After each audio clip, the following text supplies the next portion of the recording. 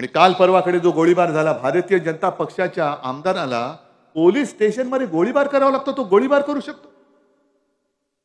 आहे ठीक आहे, आता त्यांनी गोळीबार केलेला आहे, ज्याच्यावरती गोळ्या झाडल्या त्याची प्रकृती चिंताजनक आहे, त्या गोळीबाराचं मी समर्थन अजिबात करत नाही.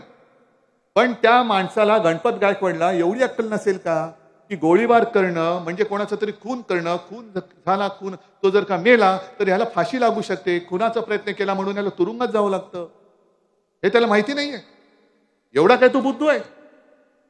बरं, हे केलं ते केलं कुठे? पोलीस स्टेशनमध्ये.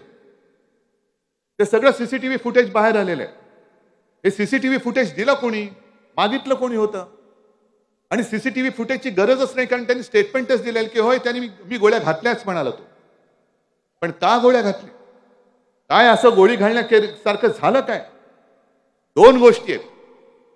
एक तर ज्या वेळेला एखादा माणूस आत्महत्या करतो तेव्हा तो पराकोटीचा नैराश्यामध्ये जातो, किंवा जर एखादा कोण कोणाचा खून करतो किंवा खुनाचा प्रयत्न करतो तेव्हा तो भयंकर डिवचला जातो. आणि गणपत गायकवाडनी जे स्टेटमेंट दिलेलं आहे की पोलीस स्टेशनच्या दारात त्याच्या मुलाला धक्काबुक्की झाली आणि ते सहन झालं नाही म्हणून बाप म्हणून मी त्याला, त्या ज्यांनी केले त्याला गोळ्या घातल्या. आणि त्याच्या पुढे ते त्यांनी स्टेटमेंट केलेलं की त्याचे करोडो रुपये मिंदेकडे आहेत, करोडो रुपये मिंदेकडे. कोण चौकशी करणार? आपले होम मिनिस्टर कुठे आहेत? गृहमंत्री कुठे आहेत? आज कोण बोलतंय भाजपमधनं? जर का कोणी शिवसैनिकांनी, शिवसैनिक म्हणजे आपल्या, आणि मी पत्रकारांसुद्धा सांगतोय, ही जी त्यांची जी चालले मिंदे सेना, लाचार सेना, ही शिवसेना नाही, ही हिचं शिवसेनेच्या गुंडावरती हल्ला नाही, शिवसेनेमध्ये गुंड नाहीत, शिवसेनेमध्ये सैनिक आहेत, ही बदनामी करू नका. हे असे गुंड पुंड पोचण्यासाठी शिवसेना प्रमुखांनी शिवसेनेचा जन्म दिला नव्हता. अन्यायावरती वार करणारे म्हणून शिवसैनिक प्रसिद्ध आहेत. पण भाजप आमदारांची ही दयनीय परिस्थिती आली. गृहमंत्री आहात कुठे तुम्ही? देवेंद्र फडणवीस आहेत कुठे? आणि त्या गणपत गायकवाडनी सांगितलं की जोपर्यंत हा मिंदे महाराष्ट्रामध्ये आहे, हे मुख्यमंत्री असतील, तोपर्यंत महाराष्ट्रामध्ये गुंडांची पैदास होईल. मराकट देशा, कणखर देशा, दगडांच्या देशा, त्याची ओळख हे गुंडांच्या देशा करतील. हे आपल्याला चाललेलं आपल्या डोळ्यादेखत होणार आणि आपण बघत बसणार. कोकणाने जी एक चांगली गोष्ट केली, मला खरंच अभिमान आहे तुमचा सगळ्यांचा. मागाशी भास्करराव तुम्ही सांगितलं की वैभवला निवडून गेलं.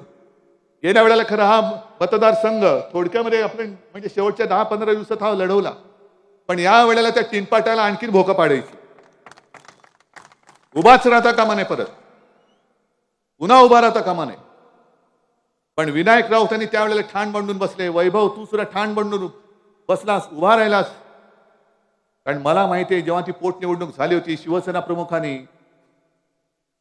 यांना लाथ मारून गेट आउट सांगितलं होतं. यांनी शिवसेना सोडली नव्हती, याला हाकलला होता शिवसेनेतून गेट आउट म्हणून.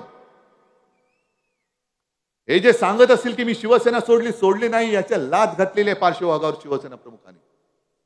आणि तेव्हा जे काही वातावरण होतं पोटनिवडणुकीमध्ये, एक भयभीत असं वातावरण होतं. आपलं गोवेकर काय झालं तुम्हाला कल्पना आहे. त्याच्या आधी श्रीधर नाईक, सत्यविजय भिसे, हे असे सगळे गेले, कोणाचा कोणाला पत्ता नाही. आणि सगळे जेव्हा मी इथे आलो आणि ज्यांच्या गावात गेलो, सगळे सांगत होते की उद्धवजी, इकडे कोणतरी एक ठाण बांधून बसणारा माणूस द्या, आम्ही सगळे तुमच्या बरोबर आहोत, या गुंडाला आम्ही पाडणारच.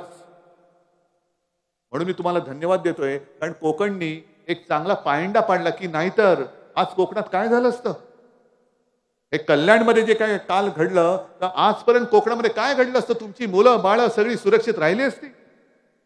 हे गुंड एवढे चढले, एवढे मातले, त्यांना मंत्रिपद दिली गेली.